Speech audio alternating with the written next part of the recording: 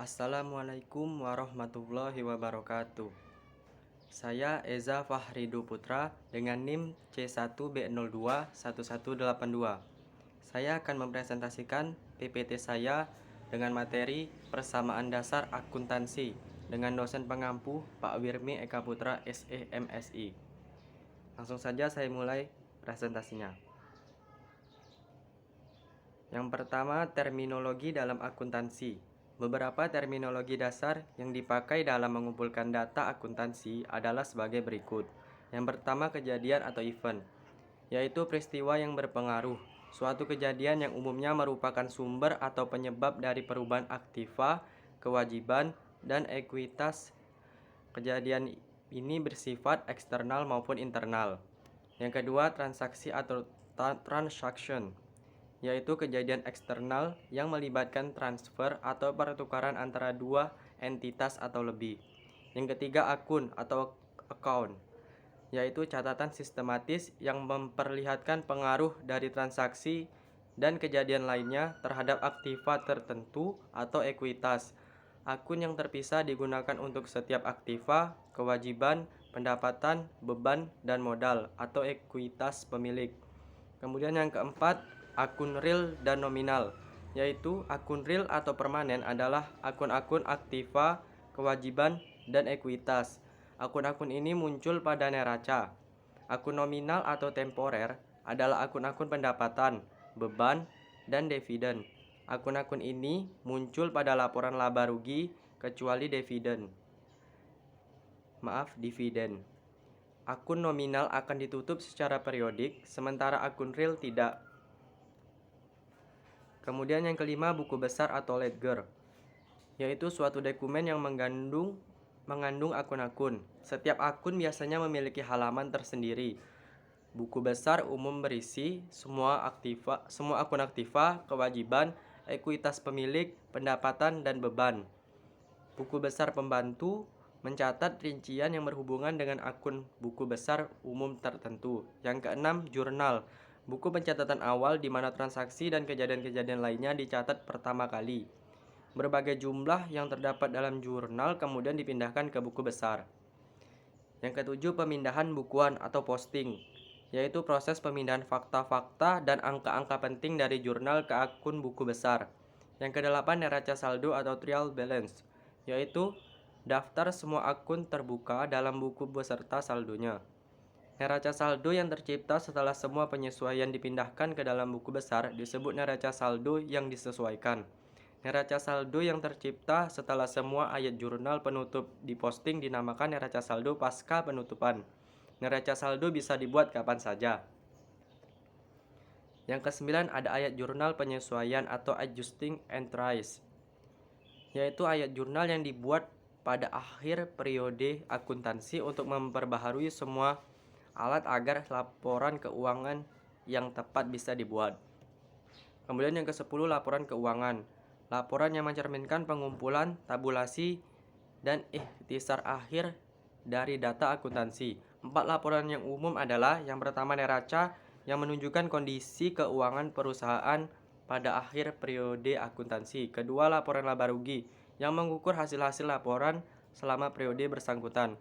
Yang ketiga, laporan arus kas yang melaporkan kas yang disediakan oleh aktivitas operasi, investasi, dan pembiayaan selama satu periode.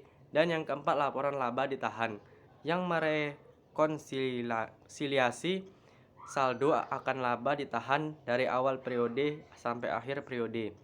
Yang ke-11 atau yang terakhir yaitu ayat jurnal penutup, proses formal yang dipakai untuk mengurangi semua akun nominal menjadi nol dan menentukan serta mentransfer laba bersih atau rugi bersih ke akun ekuitas pemilik yang umumnya diistilahkan dengan penutupan buku besar.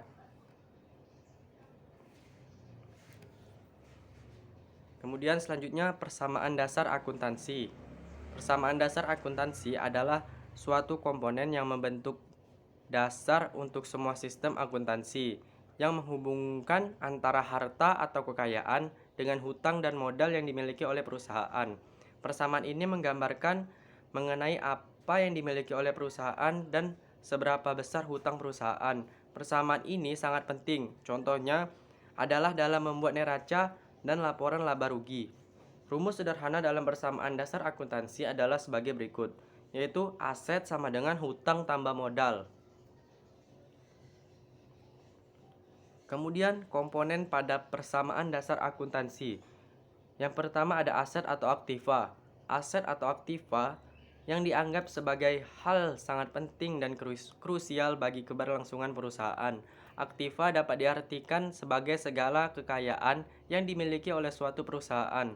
Kekayaan tersebut berupa sumber daya, bentuk benda, maupun hak yang dikuasai aktiva. Dapat diakui ketika kekayaan tersebut bisa diukur menggunakan satuan mata uang seperti rupiah, dolar, yuan, ataupun mata uang lainnya.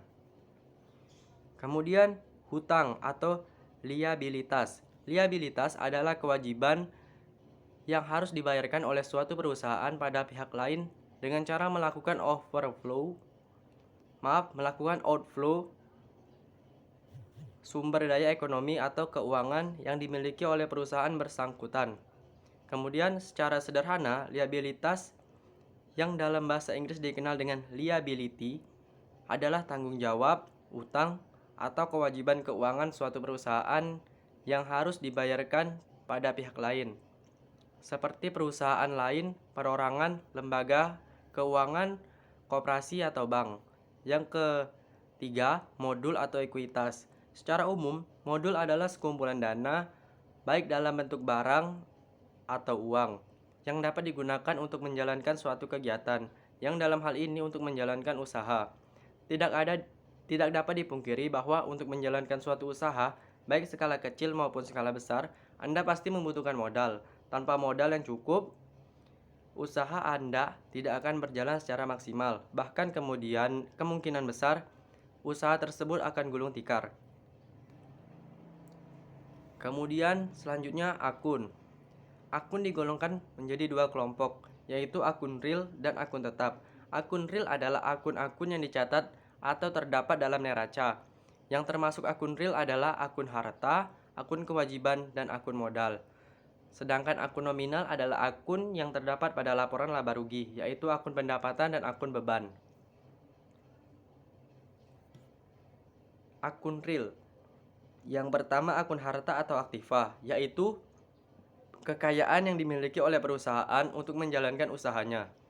Yang kedua akun kewajiban, yaitu pengorbanan ekonomis yang harus dilakukan oleh perusahaan pada masa yang akan datang. Kewajiban ini dibedakan atas utang lancar, utang jangka panjang, atau utang lain-lain. Kemudian yang ketiga akun modal, yaitu selisih antara harta dengan utang dan merupakan hak pemilik perusahaan atas sebagian harta perusahaan. Akun modal adalah perusahaan perorangan disertai dengan nama para sekutu pada perusahaan berbentuk perseroan terbatas. Akun modal disebut juga modal saham. Yang berikutnya akun tetap, yaitu yang keempat akun pendapatan, yaitu hasil yang diperoleh perusahaan dari kegiatannya menjalankan usaha. Pendapatan dapat dibedakan atas pendapatan usaha dan pendapatan di luar usaha. Kemudian yang kelima akun beban, yaitu pengorbanan yang terjadi selama melaksanakan kegiatan usaha untuk memperoleh pendapatan. Beban dapat dibedakan atas beban usaha atau beban lain-lain. Kemudian jurnal, yaitu formulir khusus yang digunakan dalam mencatat setiap aktivitas transaksi secara kronologis sesuai urutan tanggal dan dalam jumlah yang harus didebit dan dikredit. Jenis-jenis jurnal. Yang pertama jurnal umum akuntansi, yaitu tempat untuk mencatat semua transaksi keuangan perusahaan pada periode tertentu secara sistematis. Yang kedua jurnal khusus, yaitu jurnal yang dikelompokkan secara khusus sesuai dengan jenis transaksinya. Jurnal khusus ini dikelompokkan karena transaksinya yang sering terjadi pada setiap bulannya. Yang ketiga jurnal penyesuaian, yaitu jurnal yang dibuat pada akhir periode akuntansi untuk membandingkan jumlah yang dicatat apakah sudah sama dengan periode pengakuan yang sama. Jadi pada akhir periode akuntansi terdapat transaksi yang belum dicatat atau ada transaksi yang salah atau perlu disesuaikan, maka dicatat dalam jurnal penyesuaian. Yang keempat, jurnal penutup. Jurnal penutup adalah salah satu dari macam jenis-jenis jurnal yang dibuat untuk menormalkan atau memindahkan saldo perkiraan sementara sehingga perusahaan dapat mengetahui laba rugi bisnis selama satu periode. Saldo perkiraan sementara yang dimaksud adalah perkiraan normal dan brief. Kemudian yang terakhir itu jurnal pembalik. Jurnal pembalik berbeda dengan jurnal penutup. Jurnal pembalik dibuat dengan tujuan untuk mempermudah pencatatan transaksi di awal periode akuntansi. Jadi jurnal pembalik adalah ayat jurnal yang dibuat untuk membalikan jurnal penyesuaian transaksi tertentu, sehingga bentuk jurnal pembalik adalah kebalikan dari jurnal penyesuaian. Itu saja yang dapat saya sampaikan. Mohon maaf jika ada salah kata atau kesalahan yang telah terjadi. Saya mohon maaf, saya akhiri. Wassalamualaikum warahmatullahi wabarakatuh. Terima kasih.